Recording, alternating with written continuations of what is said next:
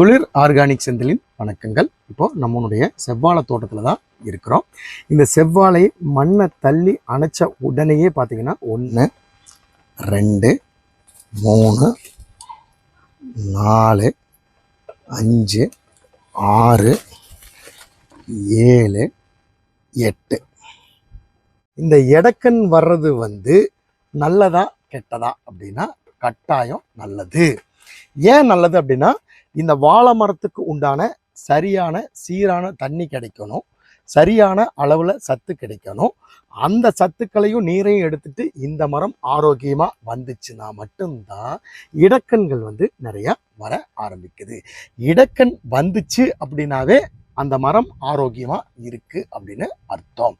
இந்த இடைக்கண்கள் வர்றது ஆரோக்கியம்னு நான் சொல்லிட்டேன்.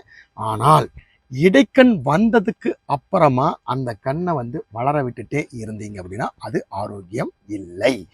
ஏன் அப்படின்னா, இந்த மரத்துக்கு தேவையான சத்துக்களை இந்த கண்ணு எடுக்க ஆரம்பிச்சுக்கும்.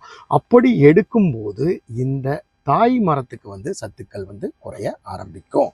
அதனால இந்த கண் வந்த உடனேயே நீங்க அறுத்து அந்த கண்ணனுடைய வளர்ச்சியை தடை செஞ்சுட்டே இருந்தீங்கன்னா மட்டும்தான் நம்மளுடைய தாய் மரம் ஒரே ஆரோக்கியமா வளரும். இடைக்கண் வந்துச்சு அப்படின்னா உங்க மரம் ஆரோக்கியமா இருக்கு, நல்ல டெம்பரேச்சர்ல இருக்கு, நல்ல நீர் கொடுத்துட்டு இருக்கிறீங்க, நல்ல உரம் மேலாண்மை நுண்ணோட்டம் எல்லாமே கரெக்டாக அந்த கண்ணுக்கு போயிட்டு இருக்கிறதுனால மட்டும்தான் அந்த கண் இடைக்கண்ணை கொடுக்குது. அதனால் இடைக்கண் வர்றது நல்லது.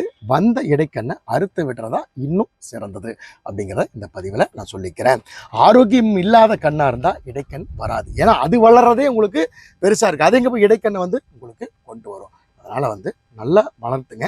இடைக்கண்ணை கட் பண்ணிங்கன்னா நல்ல ரிசல்ட் உங்களுக்கு கிடைக்கும் அப்படிங்கிறத சொல்லிட்டு, மூழ்காமல் முத்தில்லை, வெட்டாமல் தங்கமில்லை, தட்டாமல் உதவியில்லை, தட்டுங்கள் விவசாயிகளை, உங்களுக்காக எப்போதும் உதவ காத்திருக்கிறது பண்ணாரி அம்மன் வேளாண் நிலையம் ஒரு செடிக்கிளை. மாறுவோம் மாற்றுவோம் இயற்கைக்கு. நன்றி.